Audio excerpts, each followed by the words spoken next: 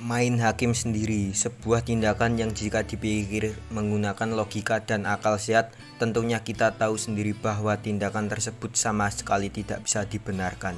Apalagi kalau tindakan tersebut berujung pada tindak kekerasan atau bahkan sampai merenggut nyawa seseorang.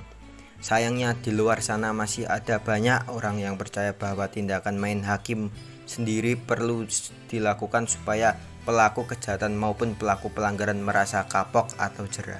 Seperti kasus seorang nenek berusia 67 tahun yang dihajar massa di Pasar Mangu, Boyolali pada Mei 2025 sampai bersimbah darah hanya karena mencuri bawang merah seharga Rp90.000. Contoh kasus lainnya seperti aksi main hakim sendiri yang terjadi di Pati, Jawa Tengah. 4 orang kehilangan nyawa dalam serangan brutal oleh massa. Salah satunya adalah BH, seorang pemilik rental mobil asal Jakarta. Pada Kamis 6 Juni 2024, BH bersama 3 rekannya SH, AS, dan KB sedang mencari mobil Daihatsu Sigra di wilayah tersebut. Namun situasi berubah mencekam ketika mereka diteriaki maling oleh warga sekitar. Tanpa penyelidik, tanpa proses hukum, mereka menjadi sasaran amuk massa, dipukuli, dikeroyok hingga akhirnya meregang nyawa. Peristiwa-peristiwa seperti ini bukan hanya mencerminkan kegagalan dalam menegakkan hukum, tetapi juga menunjukkan betapa nilai-nilai Pancasila yang seharusnya menjadi fondasi moral dan etika bangsa telah diabaikan. Tindak kekerasan terhadap seorang lansia jelas bertentangan dengan prinsip kemanusiaan, di mana letak keadilan dan keberadaban ketika seseorang yang lemah secara fisik justru menjadi sasaran amarah kolektif. Sila ini menuntut kita untuk memperlakukan sesama manusia dengan hormat, empati, dan kasih sayang, bukan dengan kekerasan yang membabi buta.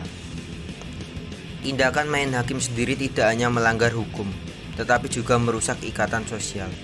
Ia menciptakan jurang antara kami dan mereka, antara warga dan tersangka, antara massa dan korban.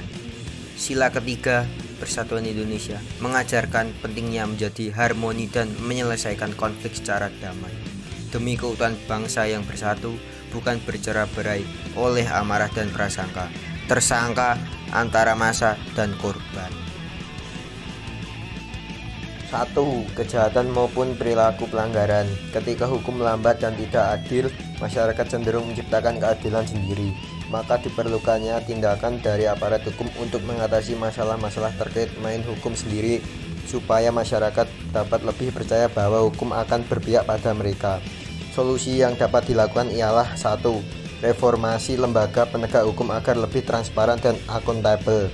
2. Penegakan hukum yang konsisten dan tidak tebang pilih. 3.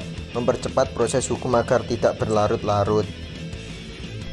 2. Pendidikan hukum dan literasi keadilan.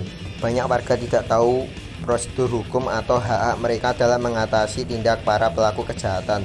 Ketidaktahuan ini membuat mereka mudah terprovokasi dan memilih jalan kekerasan. Maka diperlukannya solusi berupa edukasi hukum berbasis komunitas, seperti penyuluhan di pasar, sekolah, dan tempat ibadah. 2. Penyebaran informasi melalui media sosial dan media lokal tentang cara melapor, hak tersangka, dan bahaya main hakim sendiri. 3. Pelibatan tokoh masyarakat dan agama sebagai agen literasi hukum. 3. Penguatan nilai Pancasila dalam kehidupan sosial. Main hakim sendiri mencerminkan lunturnya nilai-nilai dasar bangsa. Dalam Pancasila kita diajarkan untuk menjunjung tinggi kemanusiaan, keadilan, dan persatuan. Maka diperlukannya penguatan nilai Pancasila yang berkaitan dengan masalah main hakim sendiri.